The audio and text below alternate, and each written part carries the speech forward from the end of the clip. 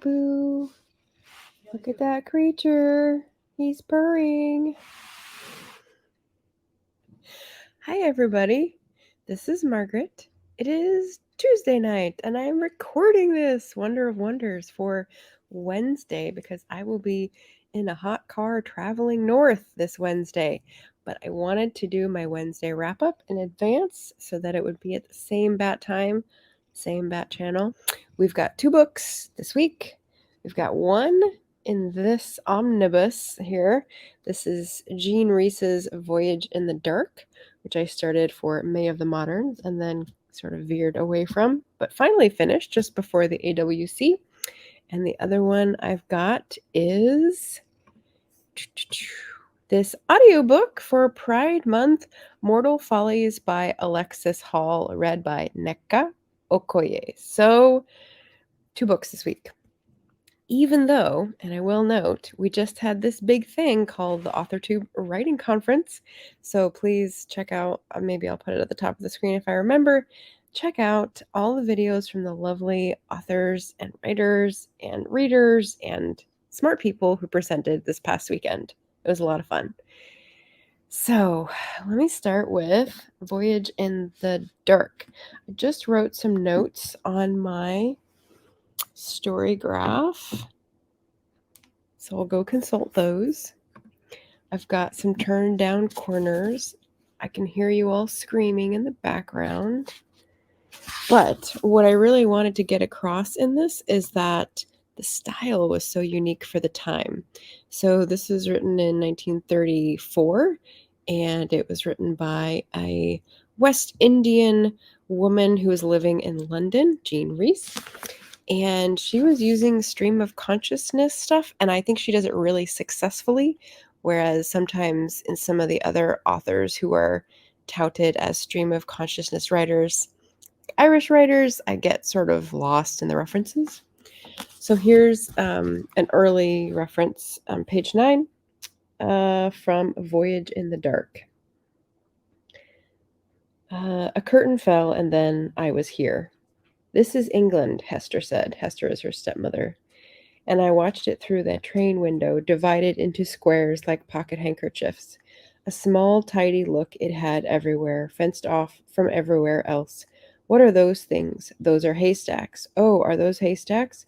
I had read about England ever since I could read. Smaller, meaner, everything is... Never mind. This is London.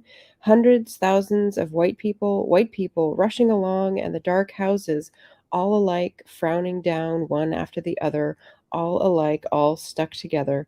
The streets like smooth, shut-in ravines, and the dark houses frowning down. Oh, I'm not going to like this place. I'm not going to like this place. I'm not going to like this place. You'll get used to it," Hester kept saying. "I expect you feel like a fish out of water, but you'll soon get used to it. Now don't look like Dying Dick and Solemn Davy, as your poor father used to say. You'll get used to it." I just thought she really nails it in terms of coming to a new country, being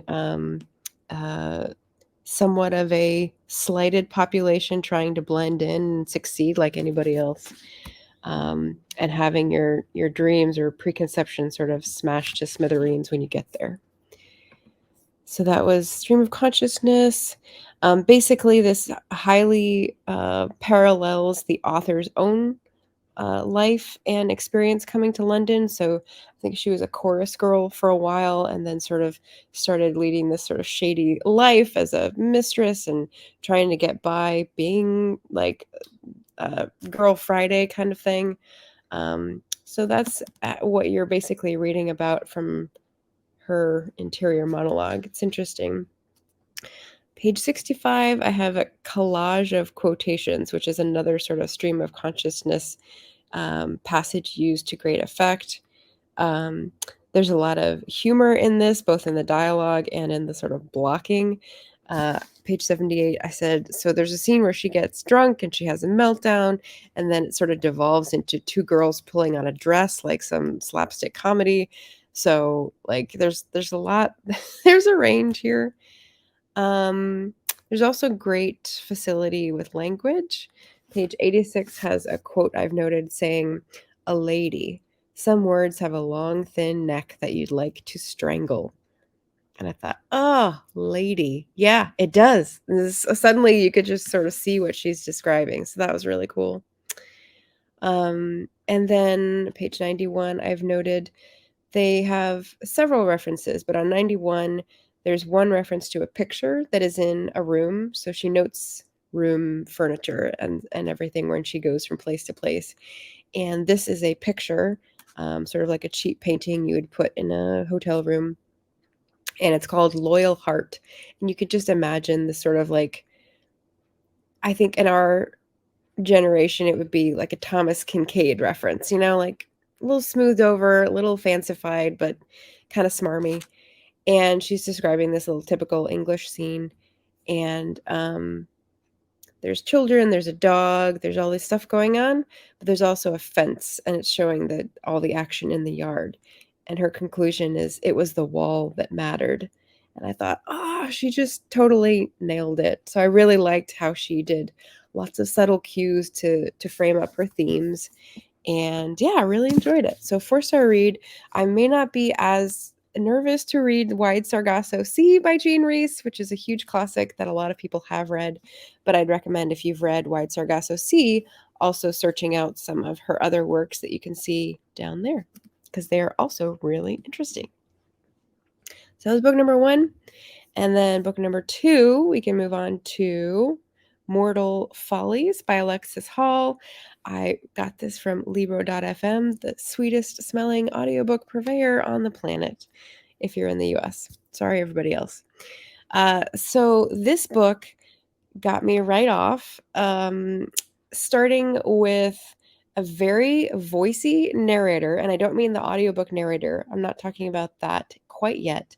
The narrator of the story is actually Robin Goodfellow of Midsummer Night's Dream fame. And as a lover of the Midsummer Night's Dream, because I was in it in high school and knew all the words, this made all the inside jokes very fun to see peppered throughout like Easter eggs.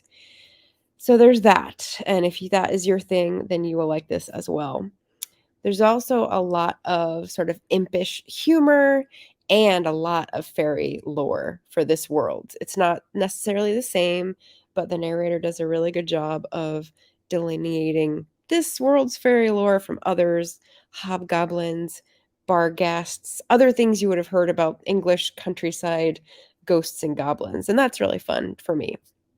It is by Alexis Hall, who is very well known for writing boyfriend material.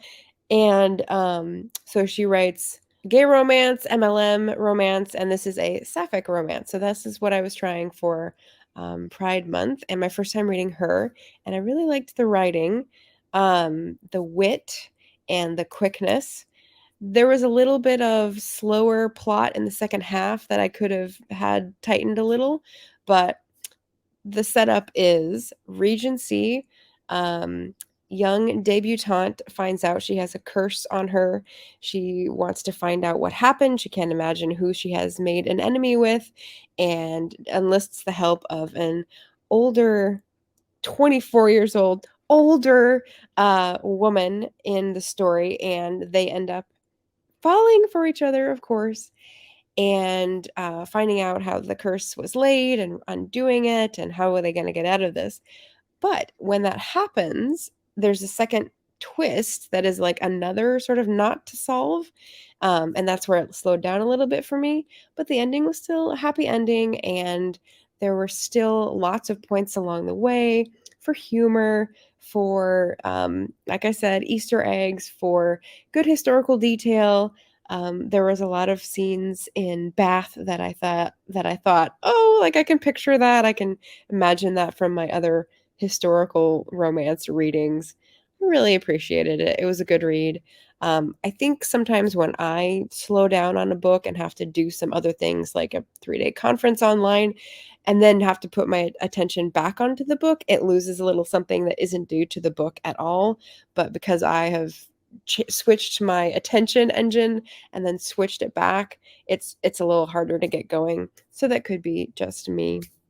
But yeah, another solid 4-star read. Definitely recommend for someone who likes fairy lore, for someone who likes laughing out loud, for someone who enjoys Shakespearean inside jokes and the theater stuff, and just like a good love story. There's a lot of angst, there's a lot of like building, there's definitely a high spice. So there's definitely like some smutty scenes in there for those who like spicy scenes. So, yeah, glad I read this. Definitely recommend it. So, those are the 2 books for this week. I'm currently reading The Witch's Heart by Genevieve Gornichek as my book club pick. And if anyone is interested in joining the book club, we usually have good books. I'd say like 75% success. So, I'll pop this up. That is the link, Patreon_MP4, if you would like to join our little club. Otherwise, I'm gonna wrap this up and put it out on YouTube for tomorrow because there's my there's my companion resting before we set out in the car again. We needed a day for a break. So I'll see you guys soon and happy reading.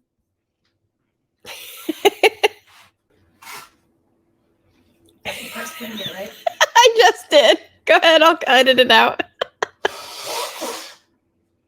Boop, boop, boop, boop, boop, boop, boop. And red, white, and royal blue. I think I would check myself before I put that in.